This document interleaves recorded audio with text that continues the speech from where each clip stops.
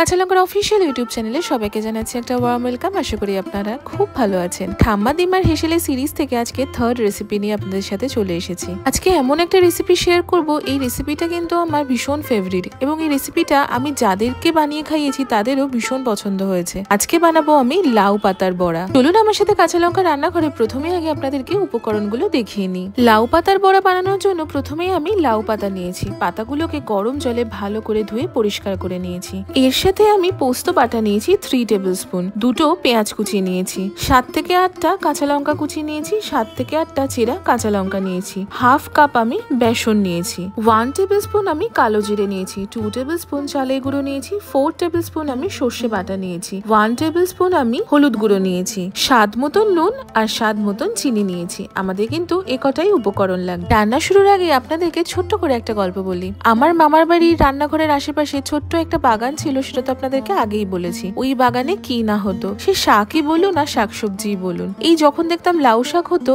তখন লাউ শাকের পাতা কেটে এনে আমার দিদা এই সুন্দর বড়া বানাতো। আর এই বড়াটা হলে কিন্তু মাছ মাংস কিছুই লাগতো না, পুরো গরম ভাত এই বড়ার সাথে মেখে খাওয়া হয়ে যেত। চলুন এবার রান্নাটা শুরু করি। প্রথমে একটা মিক্সিং বাউল নিয়েছি, তাতে আমি সর্ষে বাটা নিয়েছি, সাথে পোস্ত বাটা নিলাম, স্বাদ মতন চিনি নিলাম, স্বাদ মতন নুন দিলাম।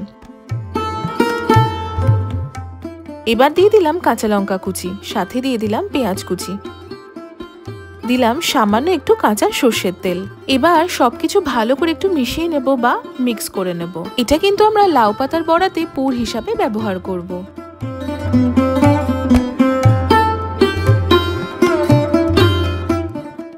এই লাউ পাতার বড়াগুলো ভাজার জন্য যে বেসনের ব্যাটারটা লাগবে সেটা চলুন বানিয়ে ফেলি। আমি আরো একটা মিক্সিং বাউল নিলাম, তাতে বেসনটা দিয়ে দিলাম, সাথে দিয়ে দিলাম চালের গুঁড়ো। চালের গুঁড়ো দিলে কিন্তু খুব সুন্দর মুচমুচে হবে। এরপর আমি দিয়ে দিলাম কালো জিরে আর হলুদ গুঁড়ো।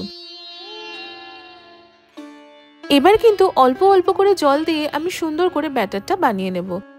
সবসময় মনে রাখবেন, ব্যাটারটা কিন্তু অতিরিক্ত পাতলাও হবে না বা খুব মোটাও হবে না, তাই অল্প অল্প করে জল দেবেন। একবারে অনেকটা জল দিয়ে দিলে কি হয়, ব্যাটারটা অনেক সময় খুব পাতলা হয়ে যায়, তখন কিন্তু এই বড়াটা ভাজার সময় একটু অসুবিধা হবে। ব্যাটারে আমি উপর থেকে স্বাদ মতন একটু নুন ছড়িয়ে দিলাম। নুনটা দিয়ে আবারও বেশ ভালো করে ব্যাটারটা একটু মেখে নেব। দেখুন আমাদের ব্যাটারটা কিন্তু একদম রেডি হয়ে গেছে।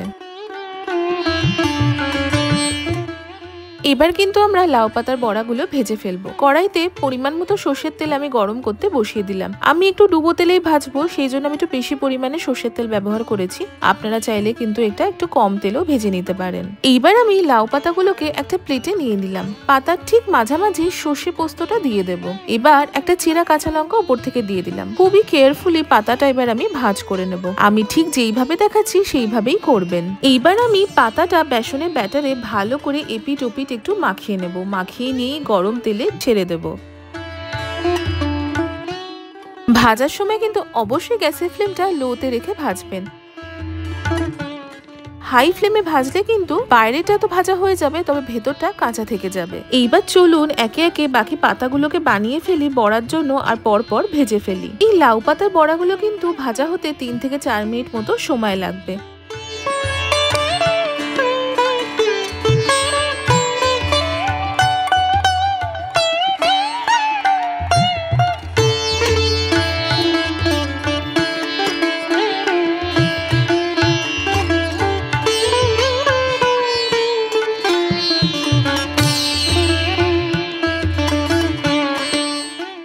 দেখুন আমাদের লাউ পাতার বড়া কিন্তু একদম তৈরি হয়ে গেছে। চলুন এবার গরম গরম একটু সার্ভ করি।